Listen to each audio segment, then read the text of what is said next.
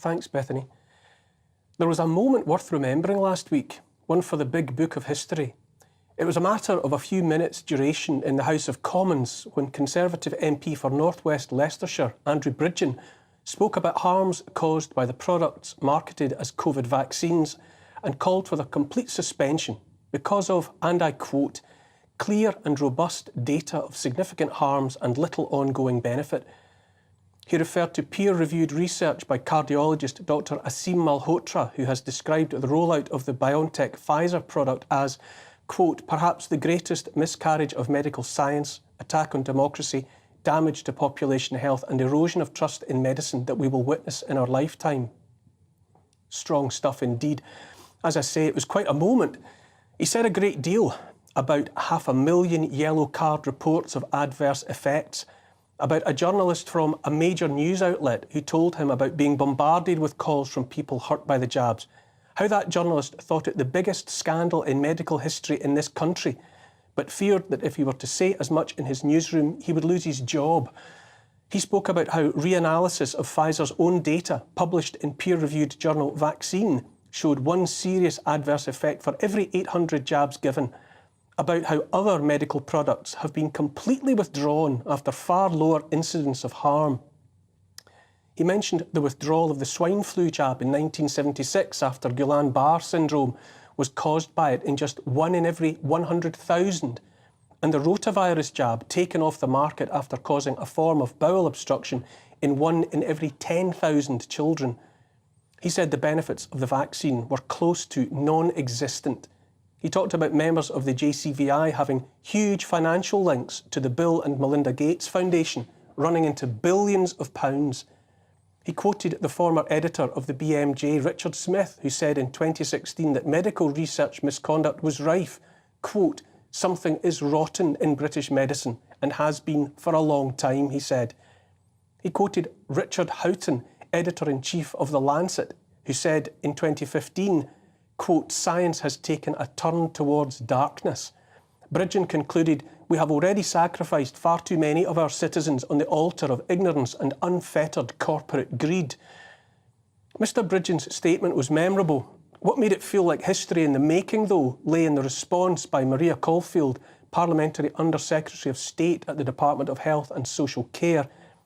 She didn't speak for as long, but her words were every bit as unequivocal. There is no doubt in my mind that the thing that made the biggest difference in combating COVID was the introduction of the vaccine, she said. It's important to put on the record that all the vaccines used in the UK are safe, she said. I completely debunk the conspiracy theories about a whole group of people benefiting financially from the rollout of the vaccine, she said. It seems reasonable to me to say that it's not possible that the two entirely different realities described last week in the House of Commons by Bridgen and Caulfield respectively can both exist at the same time in an honest and rational universe. What was exposed in that chamber was not a difference of opinion, but two mutually exclusive worldviews. In short, one of them has got it badly, badly wrong. Since they were each in their turn describing decisions and policies relating to the lives and deaths of billions of people, the stakes could hardly be higher. I say again, one of them has got it badly, badly wrong. It's the same story on the other side of the Atlantic. Last week, Florida Governor Ron DeSantis announced his plan to set up a statewide grand jury to investigate any wrongdoing regarding the rollout of the so-called vaccines. Chief Medical Advisor to the President, Dr. Anthony Fauci, then responded to the DeSantis statement saying, I don't have a clue what he's asking for. We have a vaccine that unequivocally is highly effective and safe and has saved literally millions of lives. Again, as is the case here in the UK, one of them has got it badly, badly wrong. What I have been wondering for a while, though, and which was neatly illustrated by those exchanges in Parliament and in the US, is whether the stakes are actually so high regarding what was done during the past 2 years that there's an intention to deny the people the truth for many years to come. I wonder, in fact, if what has happened in the name of COVID-19, the vast scale of it all, the necessary consequences in the event of Bridgen's side of the argument being proved correct, drives an attempt to encase the COVID event with an impenetrable denial until every last person involved is dead. What is being alleged about the so-called vaccines is of monumental importance. What Bridgen and Malhotra have claimed ought to be the biggest story in the country, in the world, and yet anyone interested in familiarising themselves with most of what was said has to go looking for it online. Bridgen noted withdrawals of those other medical products when their safety was credibly questioned. That's the world I thought we lived in, where doubt voiced in the face of credible research leads to the pausing of a course of action and a rethink.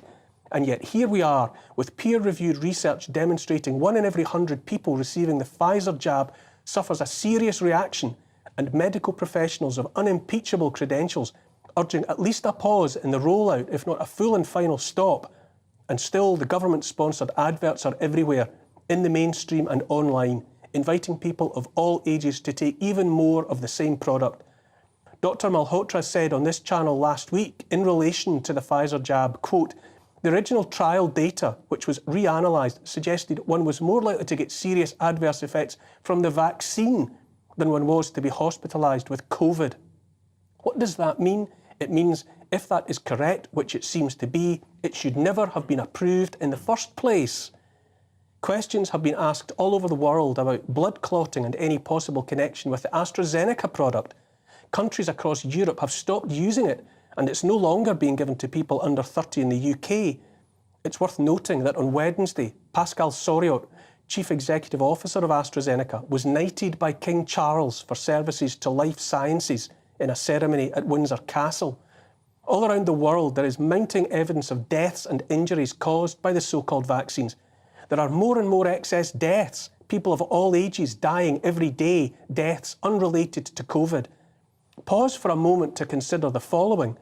In the United States, in the second half of 2021, 61,000 Americans between the ages of 25 and 44 died of causes unrelated to COVID.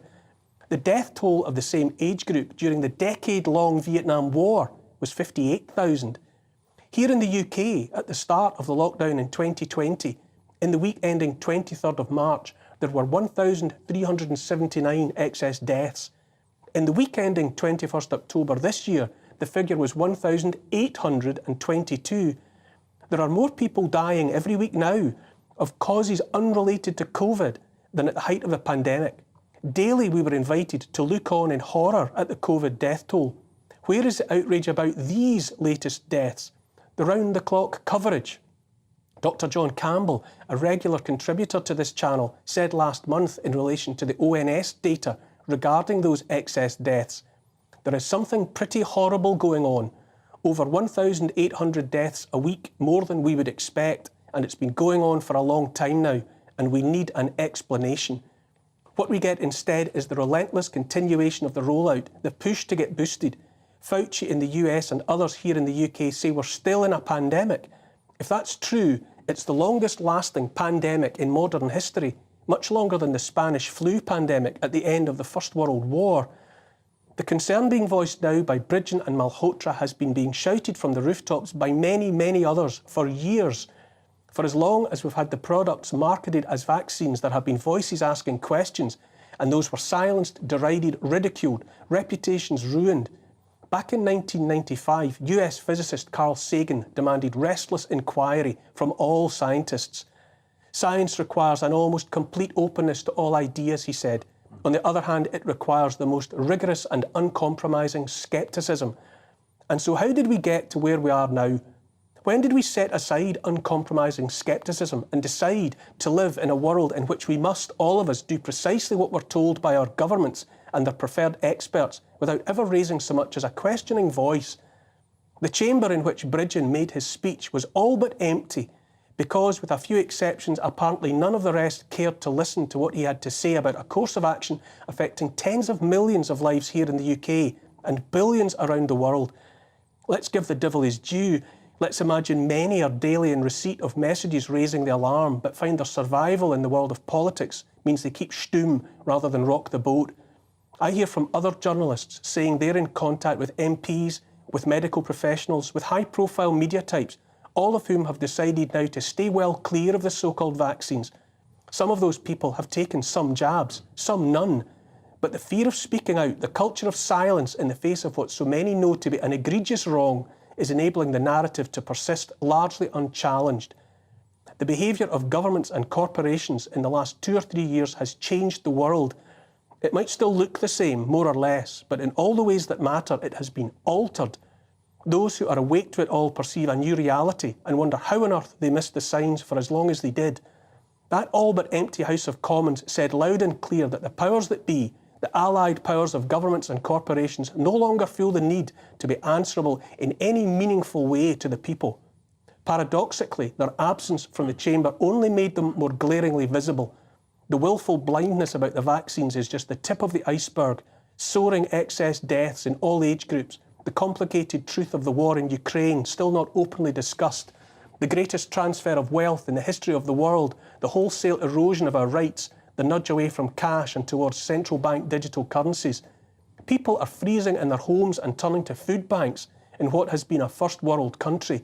Here's the thing, the near emptiness of that chamber was a moment of history, a warning about the future.